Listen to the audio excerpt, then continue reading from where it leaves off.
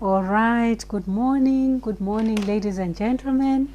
All right, let me just close my door here so that the noises that are coming will interfere.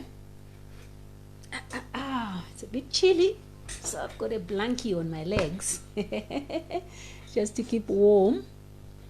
All right, amazing. Thank you so much for being here with me. It's been a very long while. Issues arise, but here we are, and I'm so grateful, to be here with you, and talking to you and continuing on the subject of relationships. All right. Forgotten that the microphone is over here. So I'm quoting here Lucille Ball in my topic for today, where she says, "Love yourself first, and everything else will fall into line." You really have to love yourself to get anything done in this world, and that's so true, because without self-love, really, you find that we perform under par, we perform below expectation, because we are seeking validation outside of ourselves in everything that we are doing, whereas our ultimate performance, or ultimate showing up in life, it all depends on us and not other people. So loving yourself, for me to really be prompted to examine this subject, it came from reading from my Bible, just this line which says, "Love your neighbor as yourself." When the rich young ruler went to Jesus and asked him, which is the supreme commandment, he said, love your neighbor as you love yourself, and that is what the first and the first commandment. That's what he says. So to know how to love others, so what it means is that you have to start with loving yourself first. If you don't love yourself, it's not possible to learn how to love other people. So there are advantages to loving yourself, primarily for yourself first and foremost, and then for the bigger community. Who is your neighbor? The question was asked, who is my neighbor then? And the example that was given. But essentially what was being said with that example was that, your neighbor is anyone who is not yourself. Anybody that you interact with in life on a daily basis. Hi Zanele. Yes, I'm back, my baby. I've been off. I'd allowed certain things to really derail me, from showing up and being live on Facebook, but I'm back. All right. So loving your neighbor, who your neighbor is any individual that you are interacting with, and for you to be able to love people that you are meeting and to interact with them in a healthy and valuable way, you need first of all to value yourself. You cannot value others before you value yourself. So your self-value, the relationship that you have with yourself is very, very important. So this is going to be a two-part thing. The next live that I'm going to be doing, I'll be doing the other. There are 7 things that I came up with, 7 advantages that I came up with, that really should drive you to go on a self-discovery journey, on a journey of saying, you know what, where am I in my relationship with myself? Evaluate what you think about yourself. Evaluate where you place yourself in relationships. Look at the different relationships in your life and see how you are showing up in each one of them. It is going to show you whether you value yourself or you don't, whether you really truly love yourself or you don't. And whatever it is that you are reflecting on yourself in terms of the value that you place, or the value that you place on yourself, you reflect it out to the world. And the world sees and feels you and perceives you. The vibration that you're putting out into the world, it's a reflection of how you are relating with yourself. So in other words, you project what you feel about yourself, you project it on everybody else that you meet in your life. All right, so what is the first and foremost important? So I'll talk about 3 things today. The 3 important reasons why you need to go on that exploratory journey of knowing and understanding how you relate to yourself. So when you love yourself, you start to feel more in charge of your life. A lot of people are going around, feeling as if things are totally out of control, as if, they cannot make decisions without consulting. Yes, I'm not saying don't talk to people around you about the things that you are deciding, but sometimes the codependency becomes so much and so unhealthy to a point where people become totally disabled because they cannot make, their own decisions for themselves. They are not in charge of their lives. They feel that they cannot be the authentic and the real selves that they want to be. They make choices based on what people feel or what people are going to say about them, right? So the fear, right? So if in other words, if you're not in charge of your life, you are letting fear to rule your life. And when fear is ruling your life, it means you need to be accepted. You need for people to validate every single thing that you do. It's not necessary for that to happen, for you to show up strong, for the things that are important to you.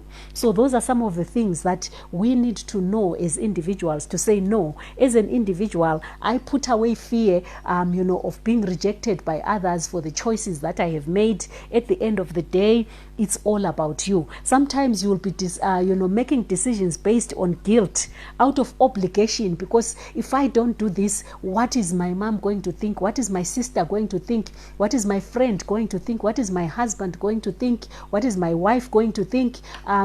Instead of you taking that subject to them for information and helping them to understand why you are making the decisions that you are making.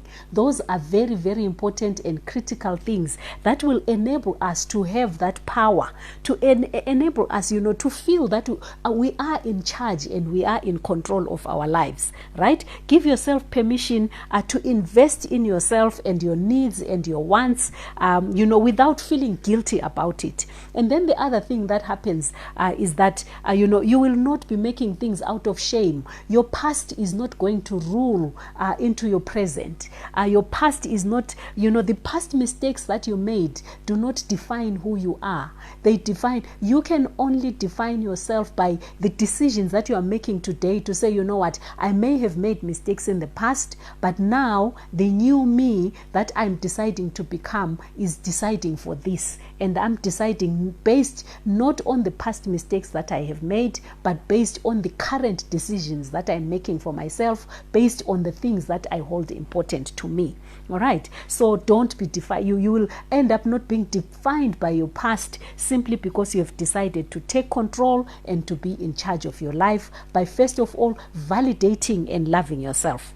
And then the second thing that you gain out of loving yourself is that you start setting stronger boundaries around, the relationships that you indulge into. I've seen, and not that I have also myself, going into unhealthy relationships where that really, this relationship has no value for me, but because you feel, that, your boundaries, or you have not defined, the kind of relationships that you want to be. This is more so in the romantic area, where you find that, people are committing to long-term romantic relationships out of fear of being alone, out of fear of saying, you know what, I will just take this one because this is the one who is showing interest in me, as if the world has run out of people.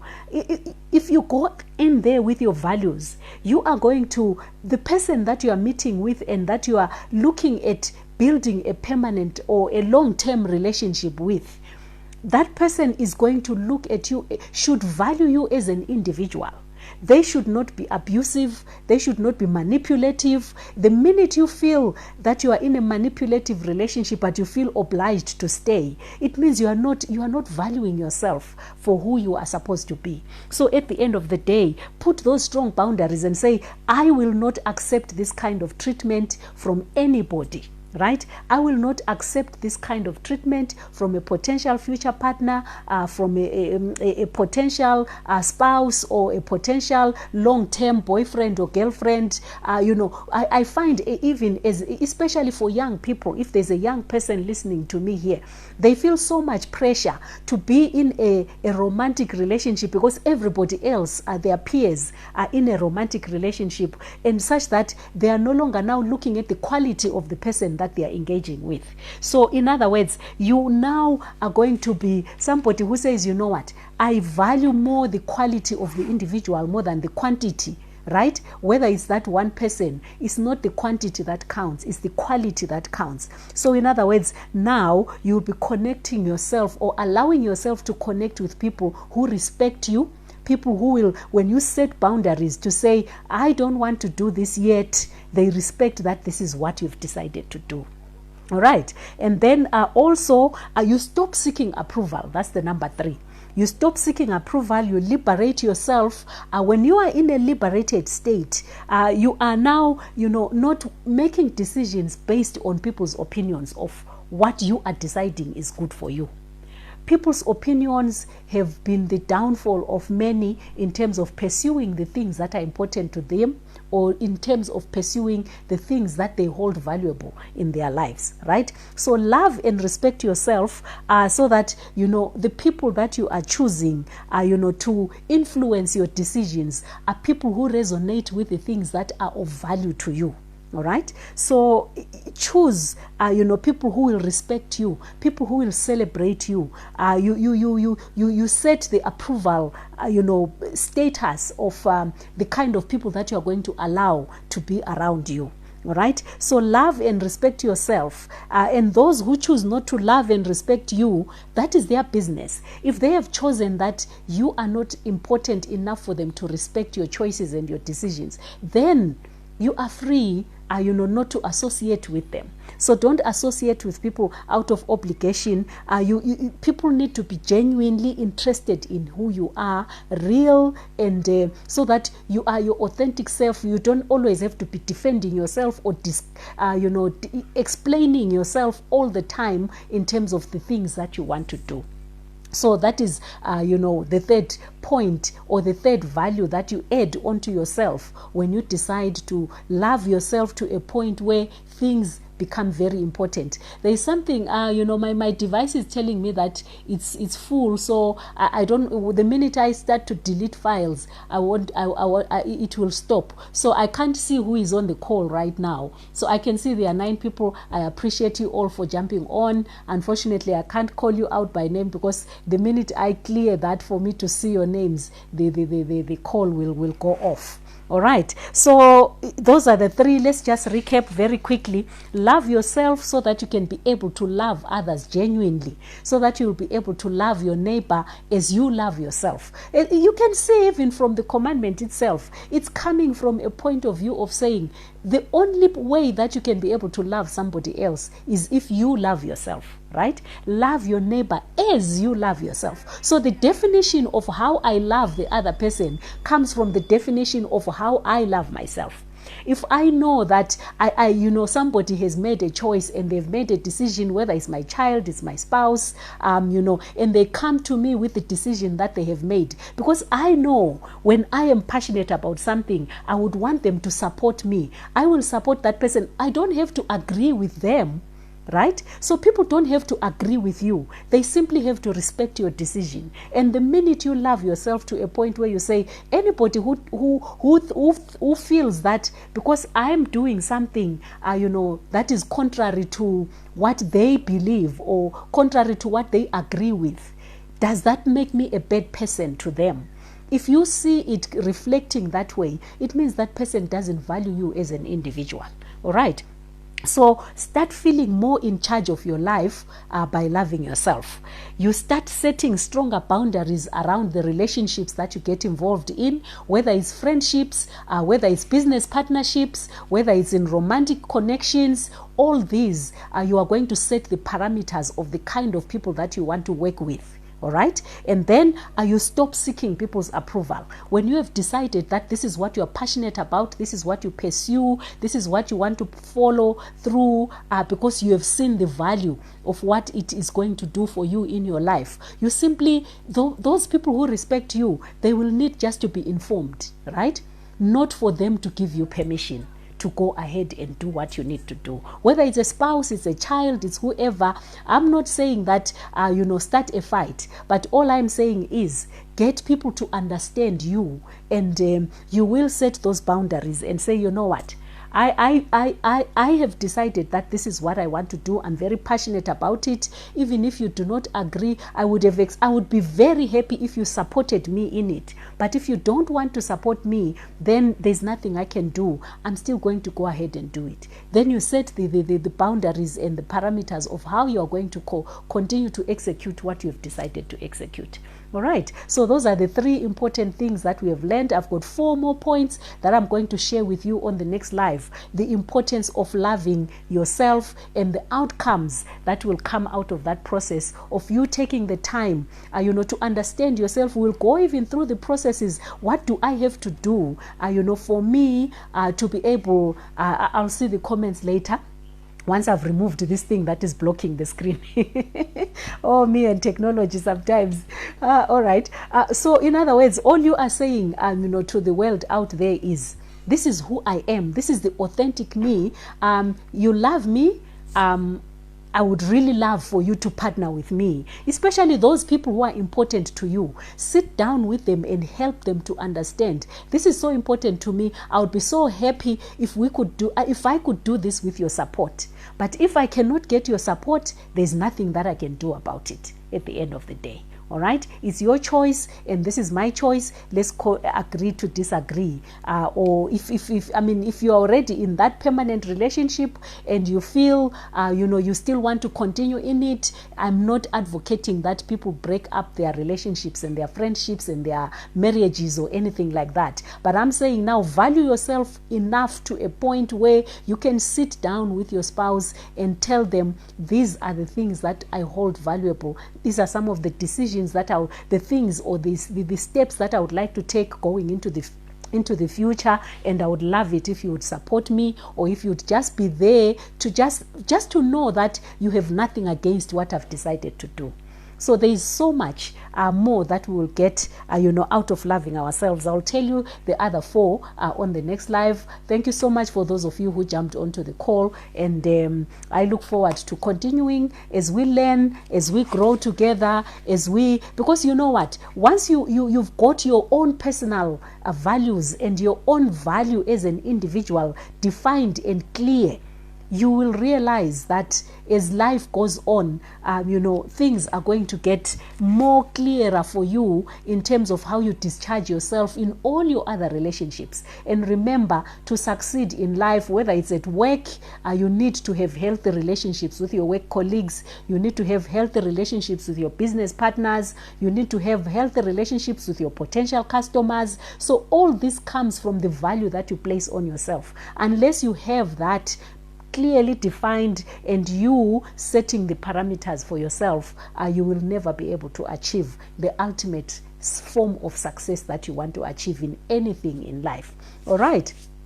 So thank you so much. I'll see you on the next live. Thank you for indulging me and coming onto the call. Bye-bye. Love you, love you, love you guys. Okay. There we go. All right. So now I can see who was on the call. All right, there we go. So we are wrapping it up now. Okay. Mahwe Yaya, thank you so much. Zanele, you are my cheerleader, my sister, I know. Right, there we go. All the way from Sarika, thank you so much for watching. Patience as well. We've also got Rafik, Abdul, Raymond Lovu, thank you so much for jumping on. Leah Albert, from Zambia, I know you are from Lusaka. Tatenda, thank you so much. I think all the way from the UK, if I'm not mistaken. All right, thank you so much. And Zanele had a comment there. She said, well said, especially for the girl child, who in most cases is already expected to follow socially stipulated trends, neglecting self emotionally. Yes, I'm a mom now. God gave me boys, so I never had to raise a daughter. But being raised, growing up as a daughter myself, I can see exactly what you're talking about, the stereotypes of what we are expected, how we're expected to conduct ourselves, and also the pressure to get married, the pressure to get married. Oh my goodness, that's a very, very huge pressure for our young people. All right. Who else is there? Okay, I'm loving this. All right, awesome. Thank you so much, guys. Let me end the call. We'll connect again on our next live.